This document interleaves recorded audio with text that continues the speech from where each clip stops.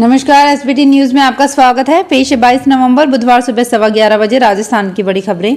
प्रदेश के मथुरा में संत मीराबाई की 525वीं जयंती पर आयोजित कार्यक्रम संत मीराबाई जन्मोत्सव में हिस्सा लेंगे।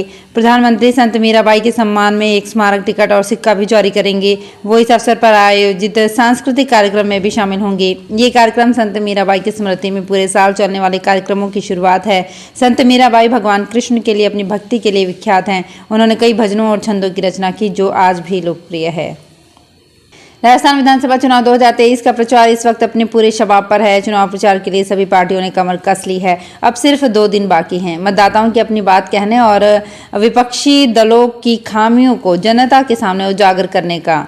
उदयपुर के वल्लभ नगर में आयोजित एक जनसभा में कांग्रेस के दिग्गज नेता राहुल गांधी ने उदयपुर के वल्लभ नगर में कहा, सवाल ये है कि बीजेपी देश में नफरत क्यों फैला रही है। मैं आपको 2 बातें बताना चाहता हूँ। नफरत का कारण बेरोजगारी और महंगाई है। भाजपा की व्यवस्था आपका ध्यान बेरोजगारी और महंगाई से हटाकर नफरत की ओर ले जा रही है। भाजपा के राष्ट्रीय अध्यक्ष जेपी नड्डा आज बुधवार को एक बार फिर दौसा जिले के दौरे पर आएंगे। वे दौसा से भाजपा प्रत्याशी शंकर शर्मा के समर्थन में सभा को संबोधित करेंगे। इसके लिए भाजपा ने शहर के बजरंग मैदान में विजय संकल्प सभा का आयोजन रखा है, जहां नड्डा दोपहर करीब 2 बजे पहुंचेंगे। मंगलवार को पार्टी कार्यकर्ताओं ने राष्ट्रीय अध्यक्ष की सभा की तैयारियों को लेकर अंतिम रूप दिया। राजस्थान में भीलवाड़ा जिले के सदर थाना के पीछे एक फैक्ट्री से चोरों ने खिड़की की ग्रिल निकालकर 27 लाख रुपए चुरा लिए। ये राशि मजदूरों को बोनस के रूप में बांटी जानी थी। पुलिस सूत्रों के अनुसार विजय सिंह पथिक नगर के अनुज मान सिंह का ने सदर थाने में रिपोर्ट दी कि उसकी फर्म सूर्या पेपर मिल एवं रवि इंडस्ट्रीज सदर थाने के पीछे सुवाना में स्थित है। कल रात 12 बजे के बाद फैक्ट्री में सोया मजदूर बाहर निकला तो उसे अज्ञात व्यक्ति दीवार पर बैठा दिखाई दिया। ये मजदूर दिनेश बुनकर बाकी साथियों को बुलाने गया, तब तक ये व्यक्ति भाग गया। दिनेश ने परिवादी को सूचना दी और वे मौके पर गए, जहां उन्हें ऑफिस की खिड़की की ग्रिल निकली हुई मिली। सार संभाल करने पर ऑफिस में दराज में रखे 27 लाख रुपए गायब थे। रणथंभौर देश के बेहतरीन 25 डेस्टिनेशन में शामिल हो गया है। ऑनलाइन ट्रैवल पोर्टल थ्रिलोफिलिया ने दिसंबर महीने में घूमने के लिए देश भर के 25 शहरों का नाम जारी किया है, जिसमें प्रदेश के 4 शहरों का नाम भी शामिल है।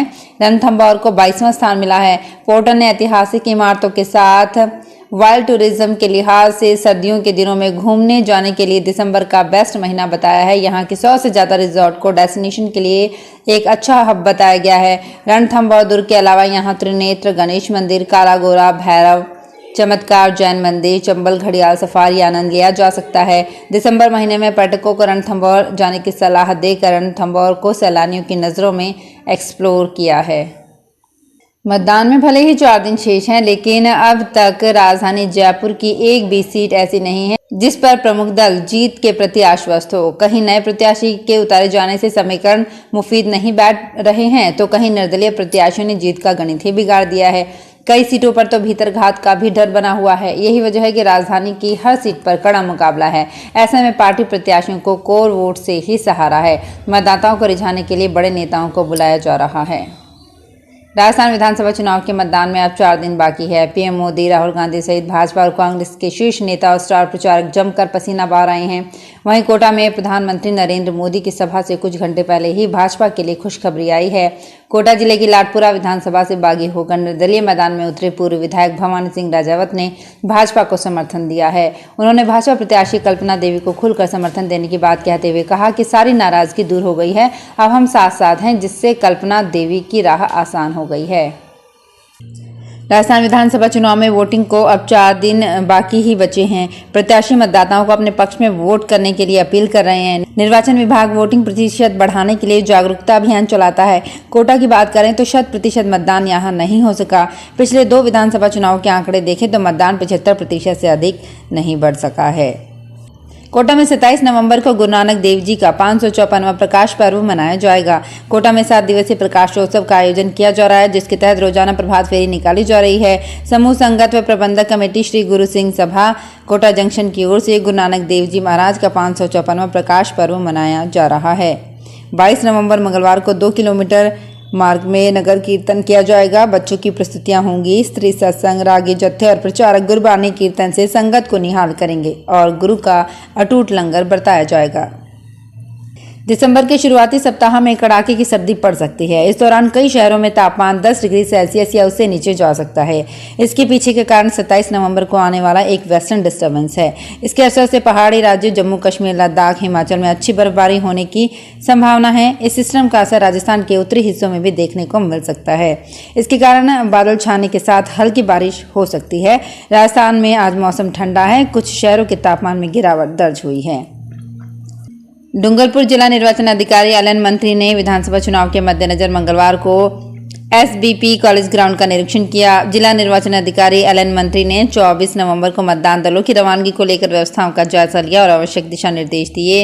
इसके तहत 25 नवंबर को मतदान होगा। मतदान को लेकर जिला निर्वाचन विभाग अपनी तैयारियों में जुटा हुआ है।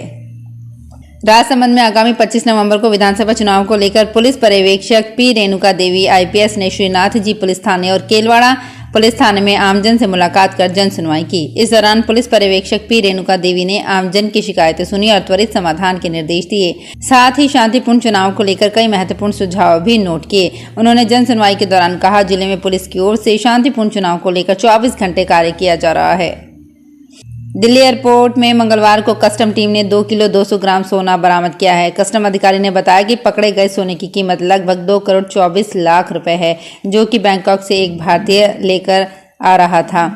आरोपी को कस्टम एक्ट 1962 के तहत गिरफ्तार कर लिया गया है। हरियाणा के मुख्यमंत्री मनोहर लाल खट्टर ने पराली जलाने से होने वाले प्रदूषण को नियंत्रित करने के लिए हरियाणा सरकार के प्रयासों पर मुहर लगाने के लिए सुप्रीम कोर्ट की उस टिप्पणी का स्वागत किया है, जिसमें सुप्रीम कोर्ट ने पराली से संबंधित वित्तीय प्रोत्साहन देने के तरीके के लिए पंजाब को हरियाणा से सीख लेने की नसीहत दी है। उन्होंने कहा कि आज सुप्रीम कोर्ट ने पूरी तरह से स्पष्ट कर दिया है कि वास्तव में पराली के मामले में दोषी कौन है।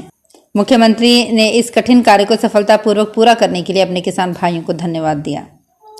बीकानेर जिले के किसी भी सरकारी स्कूल में कोई भी शिक्षक विद्यार्थियों को पासबुक अथवा 1 वीक सीरीज से पढ़ाते हुए मिल गया तो उसके खिलाफ सख्त कार्रवाई अमल में लाई जाएगी। मायने ये कि अब कोई भी विद्यार्थी उत्तीर्ण होने के लिए पासबुक या 1 वीक सीरीज का सहारा नहीं ले सकेगा। इसके लिए शिक्षकों को भी पाबंद किया गया है। विद्यार्थियों को पाठ्य पुस्तकों से ही पढ़ाने के लिए स्कूलों के प्रधानाध्यापकों को पाबंद किया गया है। इसके बाद भी अगर किसी शिक्षक ने पासबुक से पढ़ाने की चेष्टा की तो उसके खिलाफ सख्त कार्रवाई की जाएगी। इस संबंध में शिक्षा निदेशक कानाराम ने आदेश भी जारी कर रखे हैं। तो फिलहाल इस बुलेटिन में इतना ही। फिर हाजिर होंगे कुछ और बड़ी खबरों के साथ। अगर आप भी अपने आसपास की छोटी बड़ी और महत्वपूर्ण खबरों से अपडेट रहना चाहते हैं तो सब्सक्राइब कीजिए हमारे चैनल एसपीटी न्यूज को और प्रेस कीजिए बेल आइकन पर।